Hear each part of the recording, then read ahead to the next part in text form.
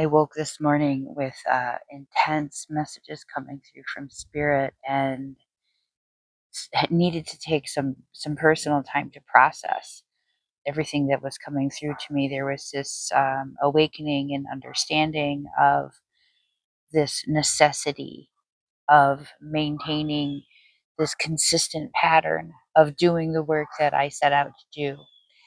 I have this tendency to kind of fall off here and there, and I'll stay really good for a while, and then it kind of tapers off. I get distracted, I get bored, other things pop up, I lose my momentum, I lose my energy. And it's at that time that you have to become even more intentional and more focused. That's where the discipline comes in. And then I go ahead and pull the spiritual awakening and maintain discipline card first draw. So I come through with this message first thing, and then the cards just go ahead and reiterate that it's a discipline, it's intentional. It's not easy. It's not supposed to be easy, because the best things in life don't come landing in your lap without you having the capacity to truly appreciate what those things are. Spirit's not going to offer you the easy road if you're not going to understand what it takes to not only get there, but to maintain it. You don't get to do healing work without having gone through intensive healing. The reality is, you don't really have anything to offer anyone unless you've done that intensive healing, unless you have endured difficulties, challenges, unless you have struggled, unless you have suffered. What do you have to offer another person if you have not endured something and then learned lessons from it and overcome it in order to be able to have something to offer them? And this isn't to say that some people are less effective than others. If you've learned something from your healing, if you have gone through some stuff of all different types of things, there's all different types of scenarios, you probably do have something to offer someone. But anything that is worth doing to the best of your ability, and that means sometimes that we have to do some very deep digging, and that means that as a healer, you have to also maintain the discipline that it requires in order to be an effective healer. You have to continue on your journey of healing, which is why I always add that to the end of my message. Thank you for being a part of my healing journey, because mine never ends either. And I know this, and I know this is a message that's hard for people to hear, but it doesn't ever end. But it's always worth it.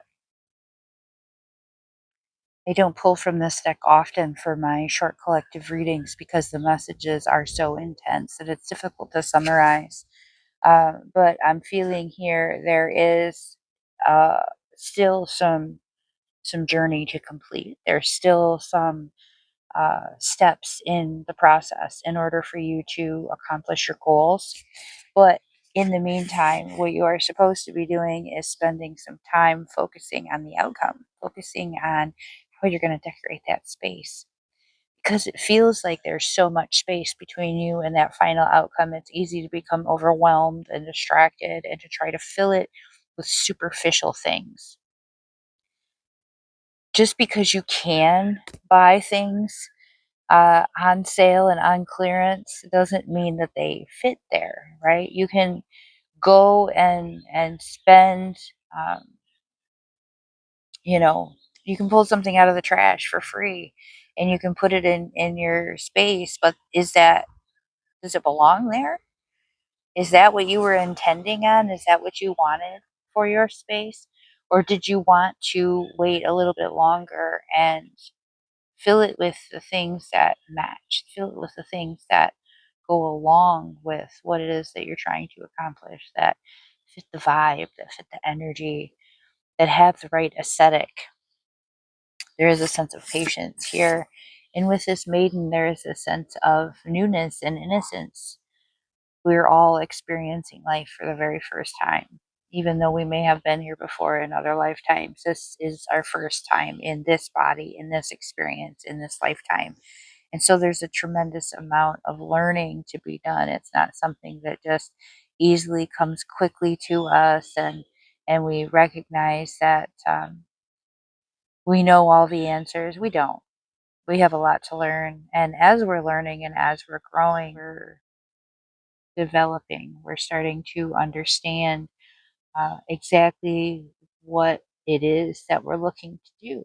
What are we doing with this space? What are we doing with this energy that we have? What are we doing with these experiences? And what is the purpose of that? The journey is long, but it is an intentional journey in order to allow you to feel the oasis of accomplishment and of gratitude that you achieve at the end of that journey. So, this message comes out very loudly for some of whom I'm feeling trapped. I'm feeling there's no escape, there's no way out, there's no reason for me to leave because there isn't anything that's going to alleviate this feeling of emptiness that I feel. That I need to do this healing before I'm allowed to feel joy. That there is some punishment that I deserve. That this is my karma. This is what I'm supposed to be experiencing, and it is in those feelings that the universe is screaming at you that you have just completely got it twisted. You have been sold this idea of what it's supposed to be like. Um, the deep dive. I'm hearing therapy. I'm hearing life coach. I'm hearing doing more than consulting the cards and ignoring what they have to say. I'm seeing shadow work. I'm seeing intense journaling. I'm seeing past life regression, hypnosis therapy. I'm seeing something very direct and intentional to help you get in touch with that part of the self that recognizes that you never deserved the experiences that you had. Nobody deserves to suffer. Nobody deserves to be treated that way. Once we have experienced that or once we've been shoved into that life, though, it is our responsibility to learn how to heal from it. And you have been told that this is the best it's going to get, that you're asking for a lot.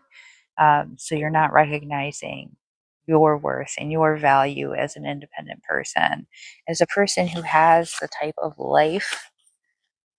You have the type of energy where you can do this on your own. You can do this on your own.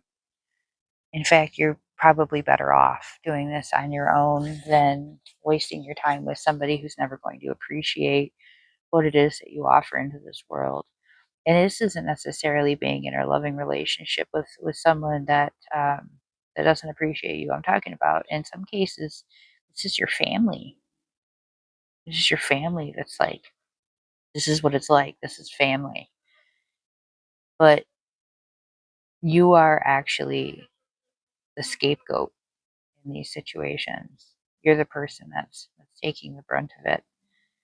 So you have to evaluate what it is that you truly deserve, and it's going to take some deep efforts for you to get out of this, but you can do it, and it's worth it to come out on the other side of things.